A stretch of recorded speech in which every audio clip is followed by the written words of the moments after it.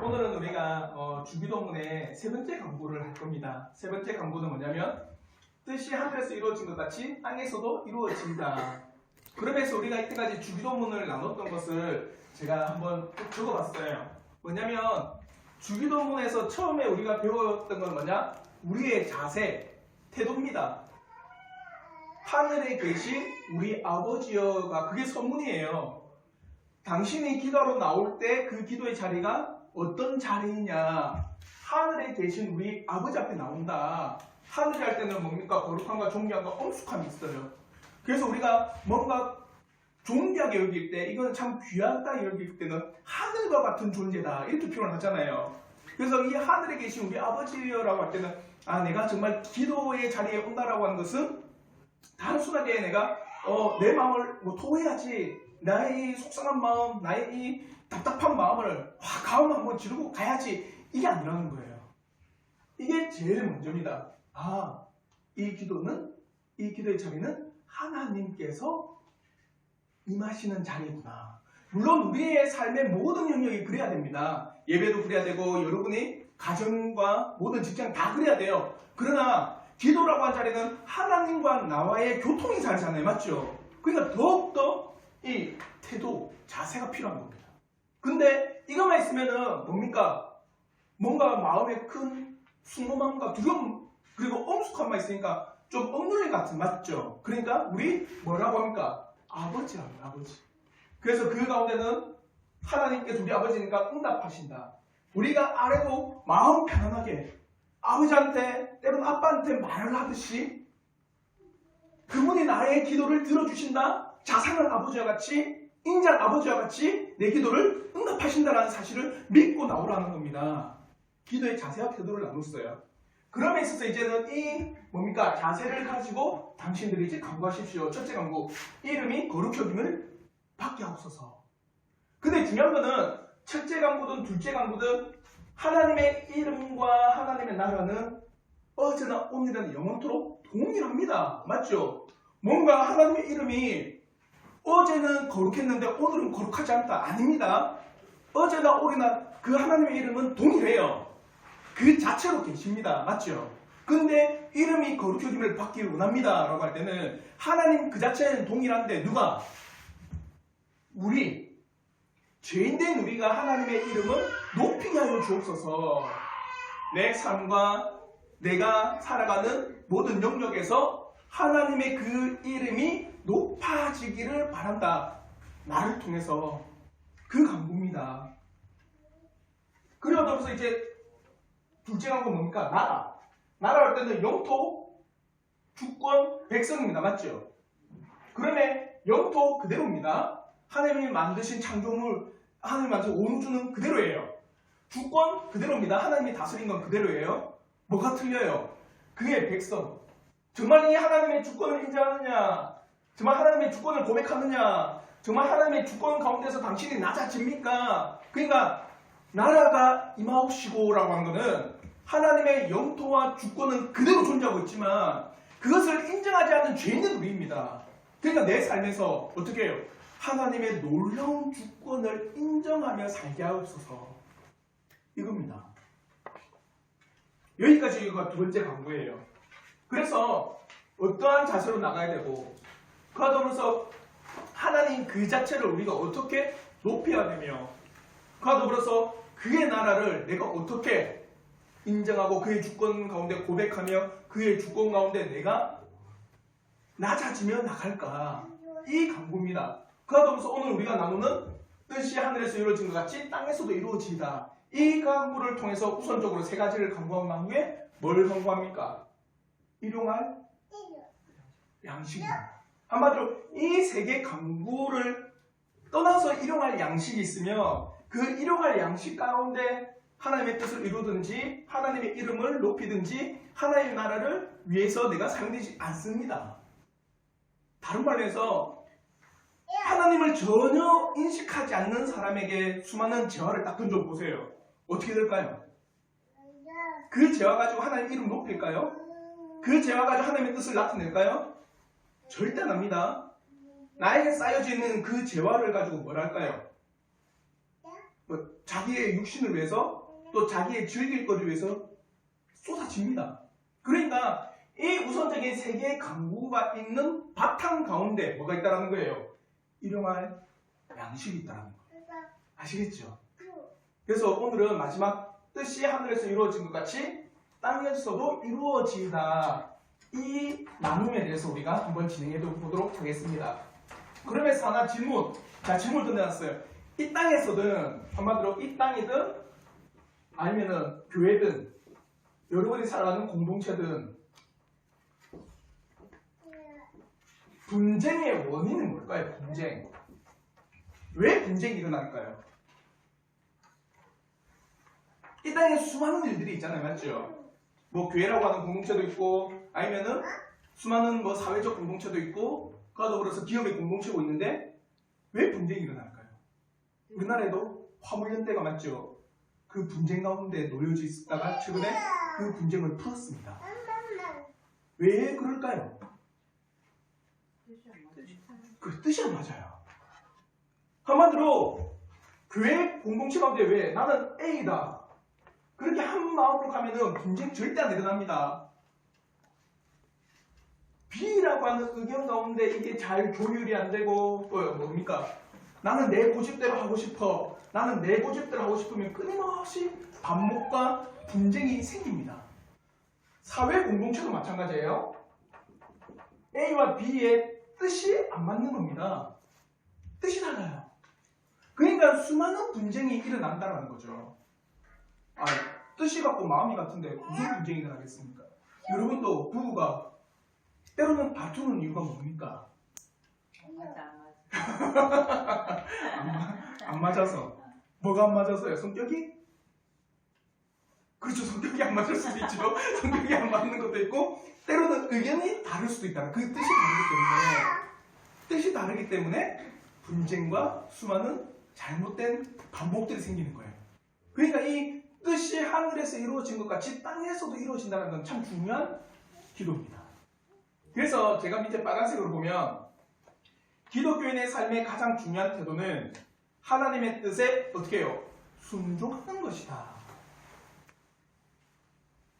한마디로 내가 이제 하나님 앞에 성도로 살아갑니다. 내가 이제 하나님 앞에 성도로서 그리스도인으로서 내가 이제 살아갑니다 하면은 예수 그리스도의 뜻 안에서 내가 순종하겠습니다. 그러니까 갈라디아서 2장 20절은 뭡니까? 내가 십자가에서 못 박혔다. 그러니까 이제 내가 사는 게 아니라는 거예요. 맞죠? 이제 내가 예수 그리스도의 십자가에 못 박혔습니다. 그러니까 나는 이제 다 죽었어요. 내가 죽었다라고 하는 거는 생각해 보십시오. 우리 동지 형제나 여기 있는 우리 성도들이 예수를 믿었다 해서 육신이 죽습니까? 안 죽었죠. 그러면 내가 죽었다라는 말이 뭡니까? 뭐가 죽었다라는 거예요?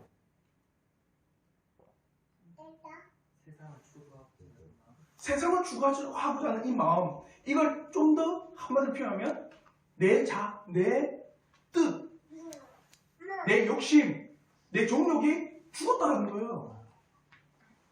근데 이제 그거 죽었다. 그러고 나서 뭐라 합니까? 그런데 이제 나는 내가 사는 게 아니다. 내 안에 그리스도께서 사시는 것이다. 그리스도인입니다, 이게.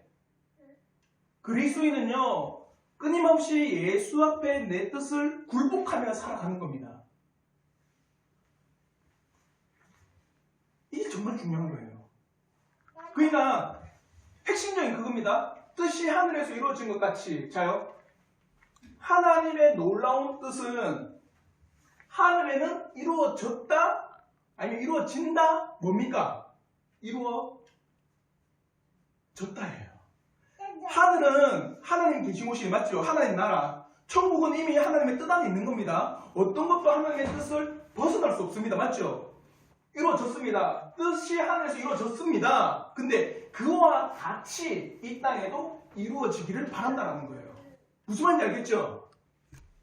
그러니까 하늘은 이미 하나님의 놀라운 뜻 안에서 운행되어져 가고 있습니다. 그런데 이 땅에서는 아직도 하나님의 뜻 안에서 운행되어지는 것들이 보이지 않습니다. 그러니 그 뜻이 이루어지기를 바랍니다. 재밌는 게 있습니다. 자, 자요, 우리가 첫째, 둘째 강구든 셋째 강구든 가장 큰 핵심이 뭔지 아세요? 첫째, 이름. 둘째, 나라. 셋째, 뜻. 하나님은 그대로입니다. 맞죠? 하나님의 이름도 그대로 있고 하나님의 나라도 그대로 있고 하나님의 뜻은 그대로입니다. 그런데 뭐냐면 이름이 거룩히 되게 해달라. 나라가 임하게 해달라. 뜻이 이루어지게 해달라. 뭔가 안 이루어진 것처럼 말하고 있습니다. 맞죠? 하나님은 그대로입니다. 그러면 뭐가 틀릴까요? 누가? 그렇죠. 우리예요. 우리. 한마디로 이름과 나라와 뜻에 대한 우리, 이 땅에 있는 사람들, 엄밀상 또는 성도들이 이렇게 나가야 된다는 겁니다. 그대로입니다. 결코 바뀌지 않습니다. 하나님의 뜻은요. 하나의 나라는 이때까지 한 번도 바뀐 적 없습니다. 그의 이름은 한 번도 바뀐 적 없습니다.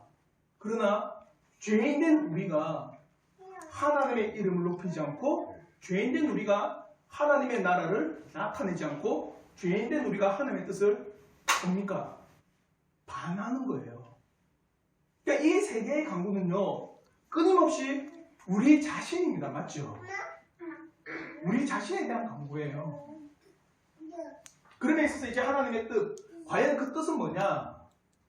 하나님의 뜻은 두 가지입니다. 네모난 도표를 보시면 계시된 뜻, 나타낸 뜻이 있습니다. 그리고 또한 또 하나는 뜻은 숨겨진 뜻이에요. 한마디로 이제 그러면 뜻이 이루어지기를 바랍니다 할 때 이 뜻은 몇 개냐? 하나님의 뜻은 두 가지입니다.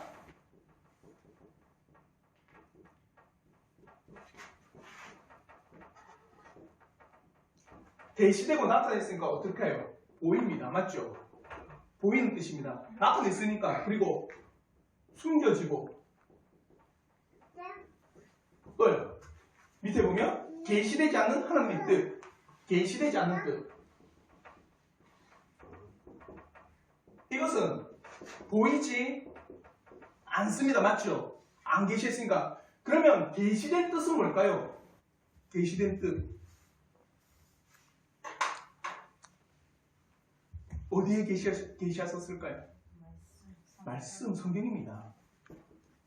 성경에는 분명히 하나님께서 계시를 하셨어요. 하나님의 믿음이 뭔지, 맞죠? 메시아가 누군지, 그리고 어떻게 구원받는지, 또 교회는 뭔지, 예배는 뭔지 끊임없이 우리에게 계시하셨습니다. 맞죠? 나타내시고 보이셨어요. 우리가 이것을 성경을 통해서 또 성경을 알아감을 통해서 이건 우리가 깊이 있게 알 수 있는 뜻입니다. 그래서 첫째 계시된 뜻, 하나님이 나타낸 뜻은 성경 말씀 가운데 보신 뜻이에요. 그런데 계시되지 않는 뜻, 숨겨진 뜻은 하나님께서 이 땅을 어떻게 운행하시는지, 어떤 능력 가운데, 어떤 방법 가운데 운행하시는지는 모릅니다. 짧게. 인생은 24시간을 봅니다. 맞죠? 그러면 해가 어떻게 뜨고 집니까? 하나님의 뜻입니다. 맞죠?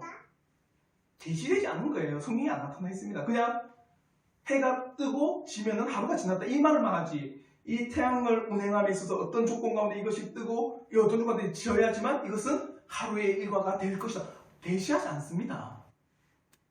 근데 오늘 많은 사람들이요. 참 재밌는 건 뭐냐? 이 보이는 뜻은 별로 중요하지 않다 이거예요. 뭘요? 보이지 않는 이 뜻을 늘 알려고 합니다. 뭐 신기해요 사람들이. 그러니까 보이는 이 뜻은 그는 이미 보였다. 우리에게는 보이지 않는 이 뜻을 늘 알아가야 된다. 그래서 성도는요 잘 하셔야 됩니다. 하나님의 감추어진 뜻을 알려고, 그리고 감추어진 뜻을 밝히려고 그 뜻을 나타내 보이는 게 아닙니다. 그건 하나님 앞에 속한 거예요. 맞죠? 성도는요 성도는요, 계시된 뜻, 하나님의 말씀 가운데 선포하시고 나타내시는 그 뜻을 발견하고 찾고 깨닫고 그래서 그 뜻을 나타내는 게 성도예요. 예를 들어서 저는 아직도 매일 성경 보면서 그 성경을 연구해야 돼요. 왜요? 계시된 뜻이지만 하나님께 보이신 뜻이지만 다 몰라요. 이게 무슨 의미가 있는지, 이게 어떠한 의미가 있는지는 잘 모릅니다. 그러니까 그것을 알려고 어떻게 해요? 연구하고 읽고 이 히브리어가 뭔지 헬라어가 뭔지를 찾아보는 거예요. 그걸 성도가 알고 해야지. 성경은 뒤로 하고 하나님의 보이지 아니하는 그 뜻을 알려고 하니까 수많은 잘못된 것들이 끊임없이 나타납니다. 뭐가요? 신비주의가 나타나고 신사동동이 나타나고 소위 말하는 은사주의가 나타나기 시작하는 거예요. 그래서 사람들이 이러잖아요. 막 머리에 딱 손 놓고는 하나님께서 당시에 이렇게 말씀하셔서 이런 이상한 일들을 벌이는 겁니다. 왜요? 계시되지 않는 그 뜻을 밝히려고 하니까. 성도는 그게 아닙니다. 성도는요, 하나님의 계시된 그 뜻이 어떤 의미를 가지고 있는지를 나타내는 거예요. 그러면 뜻이 하늘에서 이루어진 것이 땅에 이루어진다는 건 하나님의 말씀을 가지고, 맞죠? 우리를 통해서 그 말씀이 어떻게 해요? 이루어지길 바라는 거예요. 이해가 되죠? 그게 강구입니다. 그러면서 이 강구의 의미는 뭐냐? 왜 우리는 이 강구를 바라야 되느냐? 이 강구로 인해서 바라는 것은 뭐냐? 첫째는요, 나 자신을 부인하는 겁니다. 자요? 나를 부인한다고 해서 많은 분들이 이렇게도 이야기합니다. 그러면은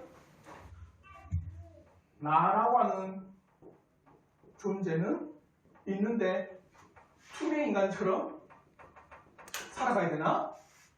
나를 부인하라고 하니까. 나를 부인한다라는 게 뭘까요? 나를 부인한다. 나를 부인한다.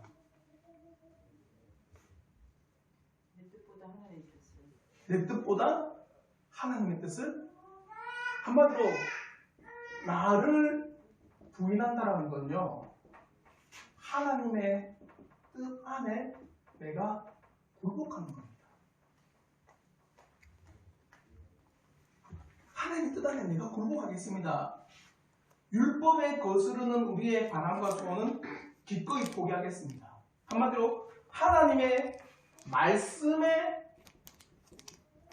반하는 것, 한마디로 거스르는 것, 위배되는 것이 때로는 그것이 내 이득을 취할 수 있는 길이라 할지라도 하나님의 말씀에 위배된다면 내가 그것을 과감히 어떻게 합니까? 내려놓겠습니다. 그게 뜻이 하늘에서 이루어진 것 같이 이 땅에도 이루어지기를 바랍니다. 기도해요. 무서운 기도입니다. 맞죠? 단순하게 우리가 그 뜻이 이루어지기를 바란다 해서 단순하게 하나님의 말씀의 뜻이 이 땅에 이루어지겠지, 그게 아니라 그리스도인으로서 내가 그러면 어떻게 되느냐? 하나님의 뜻 안에 내가 굴복할 건데, 그래서 내 자신이라는 것을 부인할 건데, 그러려면 내가 때로는 손해도 입을 수 있다. 그것조차도 내가 과감하게 받겠다는 거예요.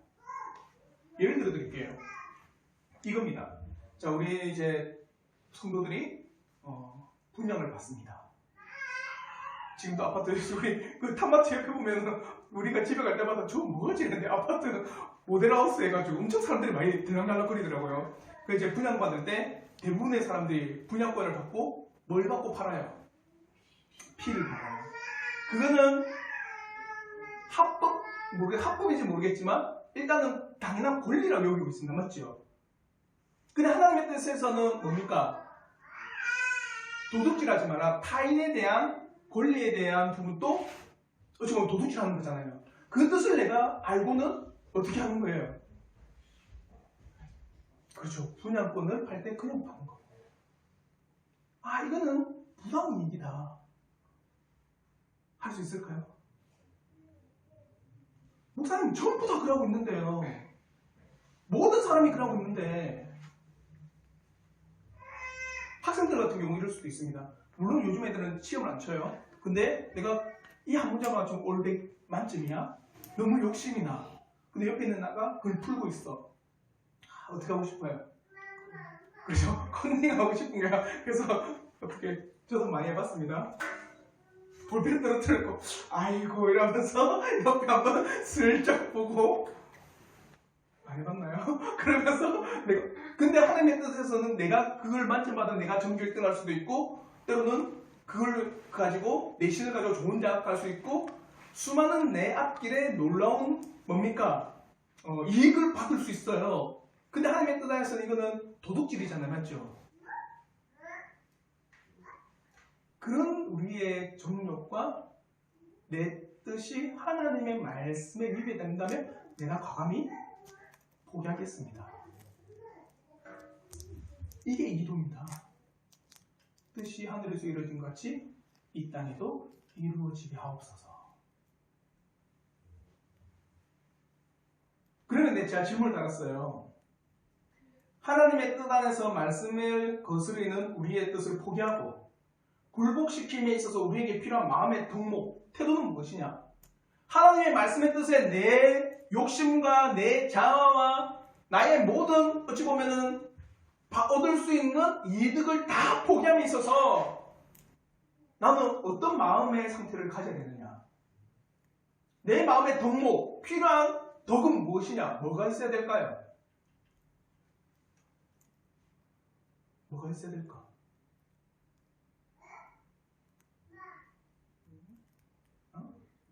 네, 40대 아줌마. 자, 한 일 예를 들어서 옆에 있는 친구가 막 왕따를 당해요. 근데 하나님을 배우는 하나님에 대해서 알고 하나님에 대해서 깨달은 내가 때로는 그 친구의 어려움을 도와줄 때 나도 때로는 그 일진들한테 괴롭힘을 당할 수 있는데 근데 하나님 말씀에 내 이웃을 내 몸과 같이 사랑하라. 그걸 배웠어요. 그냥 마음에 끊임없는 내적 갈등이 일어나는 거야. 도와줘야? 그러면 나는 저 친구가 내가 당할 것 같은데? 근데 하나님 말씀을 도와주는데 뭐가 필요할까요? 용기가 필요합니다. 용기가 필요해요. 용기와 담담이 필요합니다. 그럴지라도 나는 하나님의 말씀을 따라서 내가 돕겠다는 거예요. 그럴지라도 내가 하나님의 말씀에 따라서 나의 이 욕심이 포기하겠다는 겁니다. 용기가 필요해요. 용기가. 뭔가 사람들은요 이렇게 생각합니다. 내가 그것을 포기하면 저 사람보다 뒤처질 것 같은 불안함. 내가 내 이 욕심을 포기했을 때 뭔가 내가 굶어올 것 같은 한마디로 이 땅에서 어렵게 살 것만 같은 그 막연한 불안감과 두려움이 응습합니다. 그럴 때 우리는요 하나님의 말씀 앞에 내가 굴복하면 하나님께서 용기를 주시길 기도하셔야 돼요. 이해가 되시죠? 용기와 담담이 필요합니다. 그리고 두 번째 이 기도를 통해서 우리가 바라는 것은 뭐냐? 기쁨으로 우리의 의무를 합당하게 행하게 해주소서. 한마디로 하나님의 뜻을 행하는데 우리의 뭘 꺾어야 돼요? 우리의 이 말씀에 반하는 모든 나의 종족을 꺾어야 되잖아요. 맞죠? 근데 그것이 기쁩니까? 때로는 이거 해야죠. 뭐 이런 예를 들으면 맞는지 모르겠지만 그거 헌금을 하네. 내가 이것을 안 하면은 뭔가 내가 좀 더 맛있는 것도 많이 먹고 좀 더 좋은 것도 살 수 있는데 안 할 수는 없고 이러면서 억지로 맞죠? 그 지갑에서 나와서 탁 해버리는 기쁨이 없는 거예요.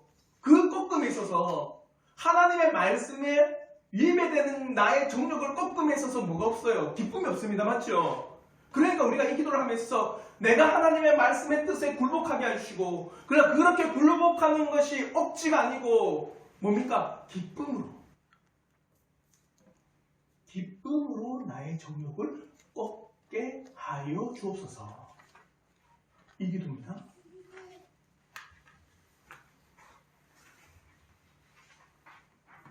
그래서 제가 이제 네모난 도표를 그려놨습니다. 그러면서 사람을 향한 하나님의 뜻은요 두 가지. 공통적인 의무가 있고 특수한 의무가 있습니다. 선택, 믿음, 중생, 성화, 영화, 사랑, 절제는 공통적인 겁니다. 여기 있는 모든 사람에게 합당한 겁니다. 맞죠? 어떠한 사람에게도 죄 없이 보편적인, 공통적인 의무입니다. 그러나 특수한 의무가 있어요. 각 사람에게 맡겨진 이 땅의 수많은 직업들. 그러면서 공통적 의무와 이 특수한 의무 가운데 하나님의 뜻을 행하는 겁니다. 그러면 하나님께서 우리에게 주신 공통적 의무와 특수한 의무를 행하면서 사람에게 있어야 될 건 뭐냐? 하나님의 인도하심을 구하십시오. 사람에게 있어야 될 건 하나님의 인도하심입니다. 내가 이 특수한 임무, 나에게 주어진 뭡니까? 이 직업적 소명을 함에 있어서 하나님께서 선하게 인도해 달라고 기도하셔야 돼요. 그래서 하나님의 선하신 뜻을 이루어 나갈 수 있게 해달라고 기도를 하셔야 됩니다. 단순하게 하루하루를 살고 그래 내 직장이니까 이런 의미가 아니라 하나님께서 나에게 주신 특수한 임무다. 특수한 의무다. 이걸 가지고 이 의무를 실행함에 있어서 하나님께서 나를 이끌어 달라고 기도를 하시는 겁니다.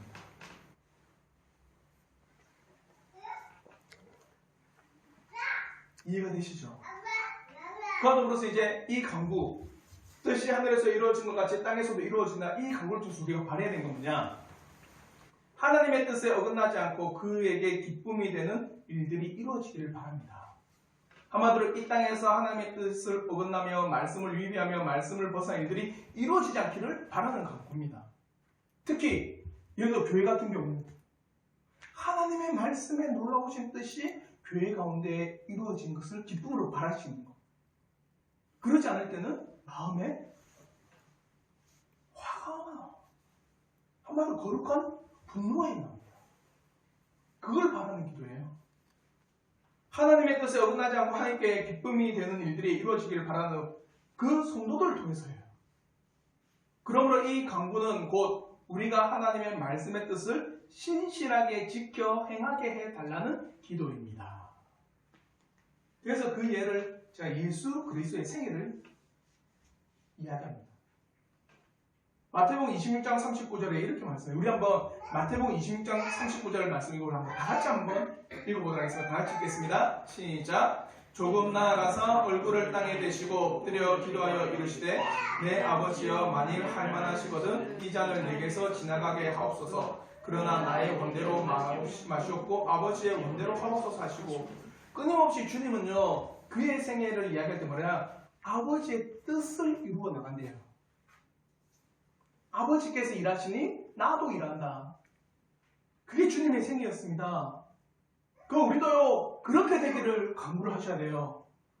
하나님께서 나에게 특수한 의무를 주셨고 그러면 내 인생과 삶에서는 그것이 이 땅에서 어떻게 해요? 기쁨으로 그 하나님의 말씀이 이루어지기를 저는 바랍니다. 그래서 내 삶과 내 전생의 모든 걸음걸음이 하나님의 뜻을 이루어 나가는 그 기쁨의 걸음이 되게 하여 주옵소서.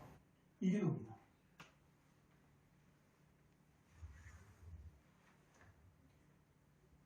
이것이 바로 우리가 하나님의 뜻이 이루어지기를 기도하고 바라는 것입니다. 그러므로 성도들은 구원받은 자답게 하나님의 뜻을 이루어 나가야 하는 것이고 그러면 성도를 향한 하나님의 뜻에 대해서 성경은 분명하게 그의 거룩함이다. 너희의 거룩함이다. 성도는요 하나님의 뜻을 행하면서 나가는 게 성도예요. 성도는요 이 땅에서 하나님의 뜻을 무엇인지를 깨닫고 그 뜻을 내 뜻에 맞추는 게 아니라 내 뜻을 어떻게 해요? 하나님의 뜻에 맞춰서 나가는 게 성도입니다. 교회를 우리가 섬김에 있어서도 내 뜻대로 섬기는 게 아니에요. 하나님의 뜻대로 섬겨 나가는 거예요.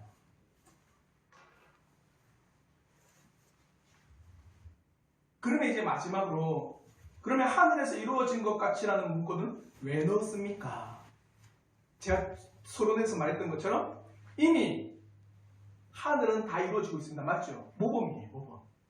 그래서 끊임없이 뭐라고 합니까? 교회는 하늘의 그림자라고 합니다.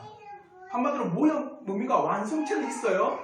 그 하늘을 비추고 이 하늘을 보여주고 이 하늘을 나타내는 그림자로서 이 땅에 교회가 있는 겁니다. 제가 어제 너무 마음이 어안이 벙벙해가지고 과연 이런가? 한국교회 현실이? 제가 집사람한테 블로그를 하면서 깜짝 놀란 소식을 들었어요. 왜냐하면 유명한 블로그입니다. 특히 이제 어떤 목사가 운영하는 블로그예요. 그래서 뭐라고 하냐면 성도의 견인, 그 성도의 견인은 하나님께서 이끌어 주시는 게 아니다. 사람이 견디는 거다 스스로. 오늘날 한 번 구원은 결코 변하지 않는다라고 이 말 때문에 수많은 소위 말하면 세상적인 성도들을 만들어 나갔다. 칼빈의 이 구원론은 구원파와 같은 구원론이래 말인 거예요. 그래서 제가 이 사람 뭐지? 그러면은 오늘날 많은 교회가 가르치듯이 칼빈의 놀라운 뭡니까? 이 선택과 유기, 성도의 견인은 구원파와 같다라고 말하는 거잖아요. 이단인가? 그러면 오늘날 수많은 교회들이 그게 제가 질문을 달았습니다. 정중하게. 그러면은 목사님께서는 구원에 대해서 사람의 가능성을 두시는 겁니까? 그 사람이 거룩한 길로 나아감에 있어서 잘 나아갈 때 구원에 대해서 이탈하지 않고 받아들여지는 거고, 그 사람이 거룩한 길로 나아감에 있어서 이탈하게 되면 구원에서 탈락한다면, 그러면 목사님께서는 구원에 대한 가능성을 사람에게 두신 겁니까? 첫째 질문. 그게 두 번째 질문. 칼빈의 이 5대 교리, 돌테 신조가 구원파와 같다라고 하시는데 심히 염려된다.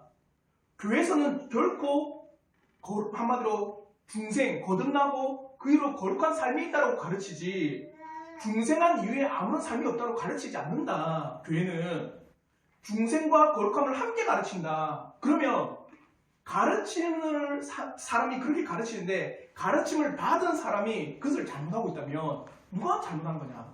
가르치는 사람이 잘못한 거냐? 가르침을 받은 사람이 잘못한 거냐?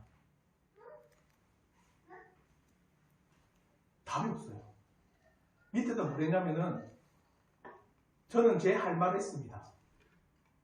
제가 너무 어이가 없어가지고 밑에 수많은 댓글이 달리길래 제가 일일이 도덕적 신조를 통해서 설명을 다 했어요. 그러니까 논쟁하지 마십시오. 댓글을 삭제하겠습니다. 근데 내가 뭐지? 삭제하면 당신 블로그니까 삭제하십시오. 근데 기독교 바로 알리지 않냐? 그러면 바로 알려야 되는 거 아니냐? 그러면서 그분이 하는 게 뭐냐면 온라인 교회를 하는 거예요. 온라인 교회예요. 그래서 자기는 목회자라고 딱 서 있는 겁니다. 근데 제가 왜 어안이 벙벙하냐? 그 밑에 좋아요 댓글에는요, 뭐라냐면 그 블로그를 운영하시는 분이 맞다라는 거예요. 99%가. 그래서 제가 내가 그럼 잘못 알고 있는가? 그거 있잖아요. 모든 사람이 이해할 때 저는 아니로 하면 내가 뭔가 그 마을에서 바보 같고 이상한 사람 같은 그 느낌을 받은 거예요. 아니 이 내용을 보고 다 이걸 좋아요라고 할 수 있을까? 공부만 한다 할 수 있을까? 다 그렇게 합니다. 너무 깜짝 놀란 거예요. 그래서 오늘날 오늘날 교회가 필요 없답니다. 근데 성경에서 끊임없이 뭐랍니까? 하늘의 그림자로서 이 땅에 교회를 주셨댔거든요.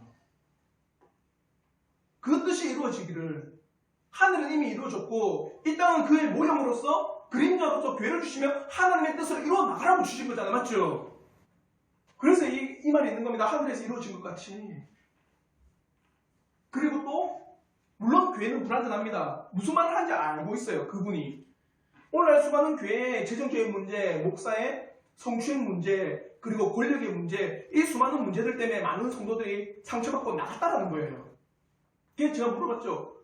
그러면 목사님께서는 몸에 병이 들면 내 몸에 병이 들었다고 내 육신이 필요 없다고 하십니까? 고치지 않냐고.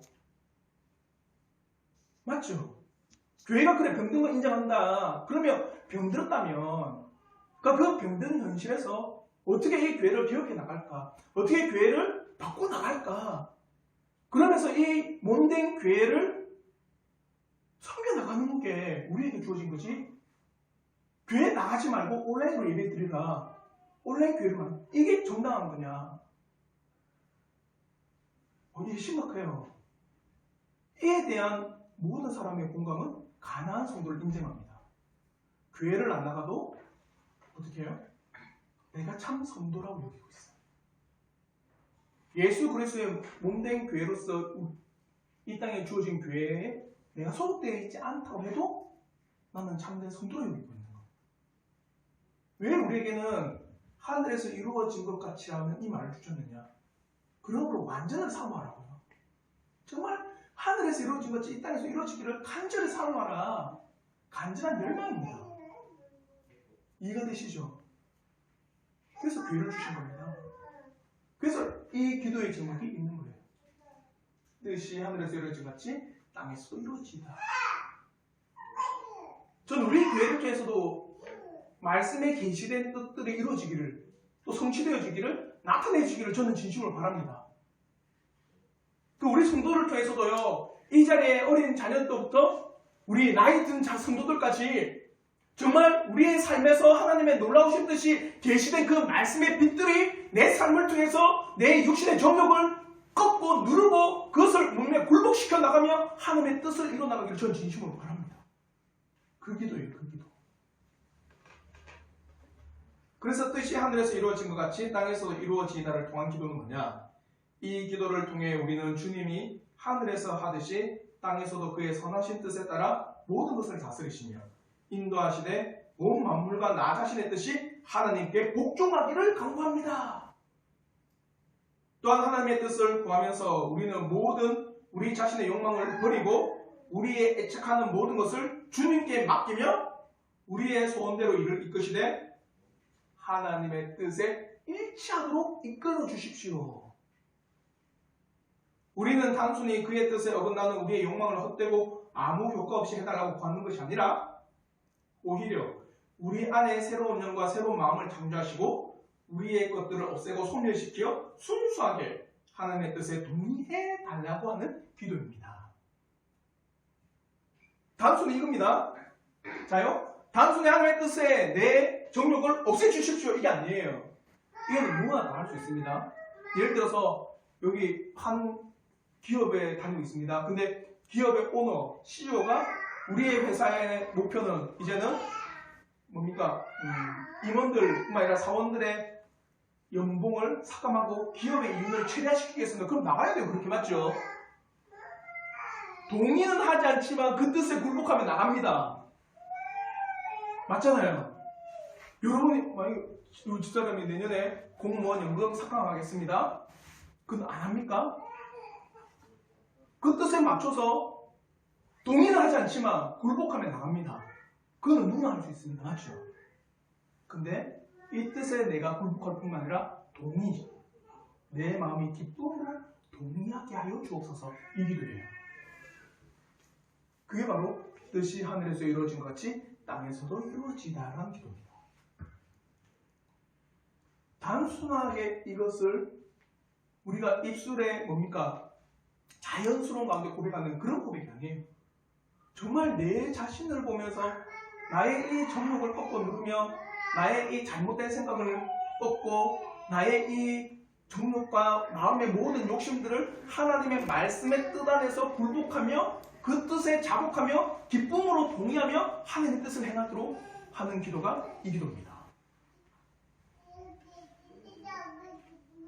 이해가 되시죠? 이런 은혜가 있기를 저는 진심으로 바라요. 정말 우리 성도들이 이 기도의 제목을 통하여서 놀라우신 하나님의 그 뜻을 한 걸음 한 걸음 정말 동의하며 그 말씀에 계시된 뜻 안에 내 육신을 어떻게 해요? 정욕을 꺾고 때로는 내가 굴복하며 하나님의 뜻을 행하며 나가기를 진심으로 바라겠습니다.